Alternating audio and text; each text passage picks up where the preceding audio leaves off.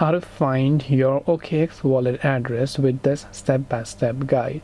So if you want to actually find your OKX wallet address with the step-by-step guide, it's actually quite very simple to do.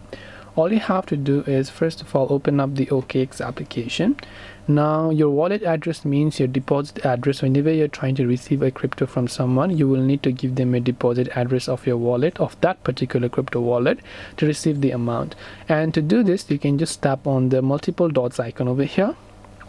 And when you tap on the multiple dots icon, under manage assets, you'll find the option called deposit. So you can simply go to the deposit tab over here. Now it will ask you to verify your identity. So if you haven't done so, make sure that you do that.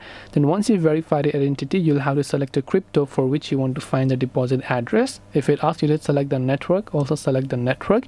Then there you'll find the QR code along with the line of text that is your wallet address for that particular crypto. So this way you'll be able to find your OKX wallet address. Hope this video was very helpful. If you have got any more questions, queries, or doubts, feel free to also leave them down below. Thank you for watching till the very end of this tutorial, and as always, see you soon in the next video.